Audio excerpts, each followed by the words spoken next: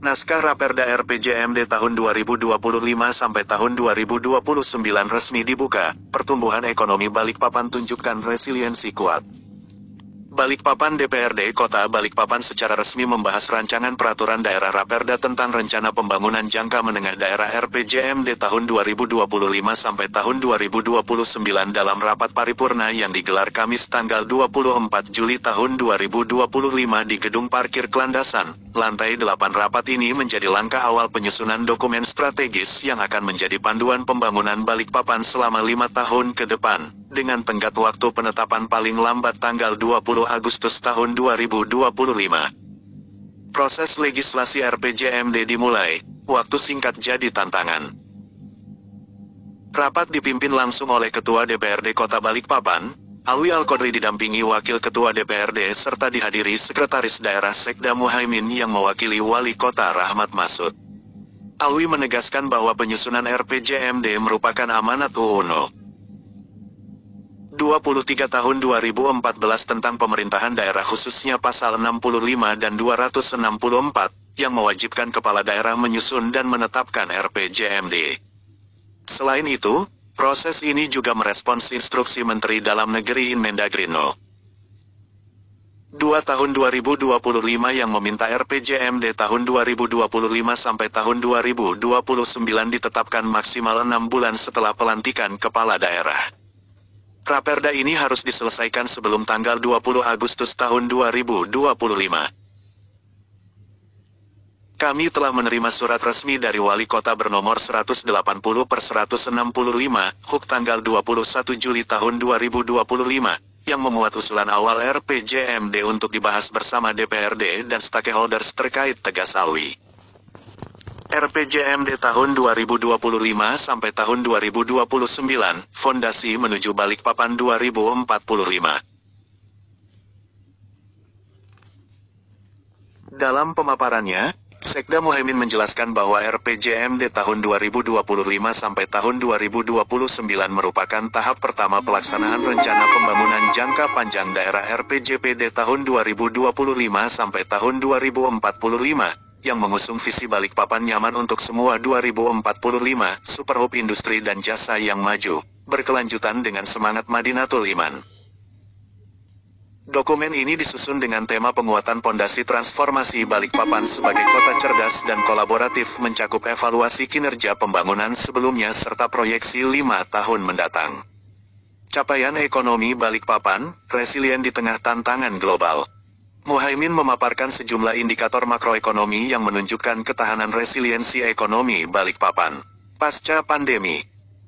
Pertumbuhan ekonomi rata-rata 3,6% tahun 2020 sampai tahun 2024 dengan pemulihan signifikan sejak 2022. Tingkat kemiskinan turun menjadi 2,23% 2024, salah satu yang terendah di Kalimantan Timur.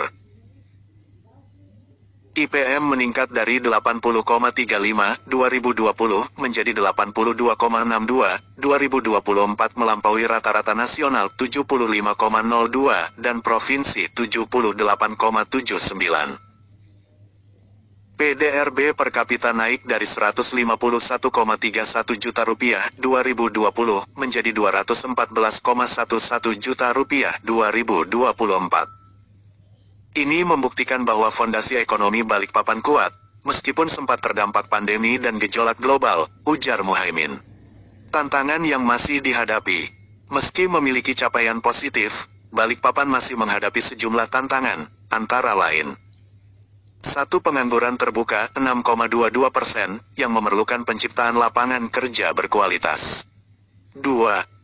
Prevalensi stunting 19,3%, yang masih di atas rekomendasi WHO 14%. 3. Ketergantungan pada transfer pusat 70,10% APBD, yang perlu dikurangi melalui peningkatan pendapatan asli daerah PAD. Proyeksi keuangan dan prioritas pembangunan. RPJMD tahun 2025 sampai tahun 2029 memproyeksikan peningkatan kapasitas fiskal, dengan total pendapatan daerah diperkirakan naik dari 4,21 triliun rupiah 2025 menjadi 5,11 triliun rupiah 2030. Beberapa fokus pembangunan meliputi Infrastruktur transportasi dan logistik untuk memperkuat posisi Balikpapan sebagai super hub ekonomi Kaltim. Pengembangan industri hijau dan ekonomi digital. Percepatan penurunan stunting dan penguatan layanan kesehatan. Peningkatan kualitas SDM melalui pendidikan vokasi. Respons fraksi-fraksi DPRD. Beberapa fraksi di DPRD Balikpapan menyoroti pentingnya transparansi anggaran dan penguatan partisipasi publik dalam pelaksanaan RPJMD. Fraksi Golkar meminta penajaman program pengentasan kemiskinan, sementara fraksi PDIP menekankan perlunya percepatan pembangunan infrastruktur pendukung industri. Apa selanjutnya? Setelah rapat paripurna ini, Raperda RPJMD akan memasuki tahap pembahasan intensif di komisi-komisi DPRD bersama Pemkot Balikpapan. Masyarakat juga akan dilibatkan melalui public hearing untuk memastikan aspirasi terakomodasi. Kami berkomitmen menyelesaikan pembahasan tepat waktu, tanpa mengorbankan kualitas dokumen pungkas Alwi. Kesimpulan, RPJMD tahun 2025 sampai tahun 2029 menjadi peta jalan transformasi Balikpapan menuju kota cerdas berkelanjutan. Dengan fondasi ekonomi yang resilien, tantangan ke depan adalah memastikan pertumbuhan inklusif dan mengurangi ketergantungan pada anggaran pusat. Proses legislasi yang singkat kurang dari sebulan akan menjadi ujian bagi kolaborasi eksekutif legislatif di Balikpapan. Balikpapan tanggal 24 Juli tahun 2025 dari Gedung Parkir Kelandasan Lantai 8 bersama Kaltim Balbar Usman Jakatalu. Yang dapat memenuhi seluruh kebutuhan masyarakat Kota Balikpapan. Nah, infrastruktur contoh kita rumah sakit, juga ada pembangunan baik di Balikpapan Barat yang lagi on proses maupun di tahun depan kita ada pembangunan rumah sakit di Balikpapan Timur, termasuk juga Pak, saya mengucapkan terima kasih kepada Pak Wali Kota yang setiap tahun tidak lupa selalu membangun sekolah. Tahun depan kalau tidak ya pendidikan,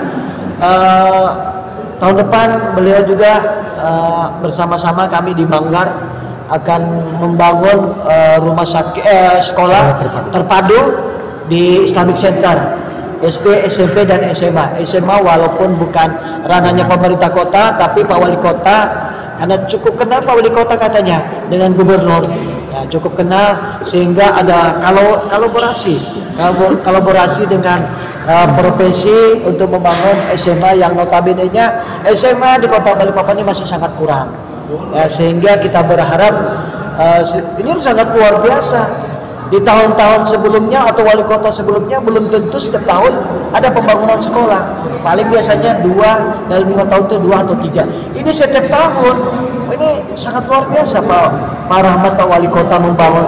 Saya mengucapkan sangat apresiasi kepada Pak Wali Kota yang sudah membangunkan sekolah karena ini langsung menyentuh ke masyarakat dan juga belum misalnya gini, rumahnya dari tipe asal tipe 45 kemudian dikembangkan misalnya menjadi tipe 80. PBB-nya kan masih PBB awal. Nah kalau dia rumahnya dirubah yang 1 lantai menjadi 2 lantai itu juga secara otomatis kan nilai PBB-nya juga akan naik. Itu salah satu dari bagian yang dikaji oleh teman-teman dari BPDRD, termasuk NKB sekarang juga kan sudah masuk juga di kita.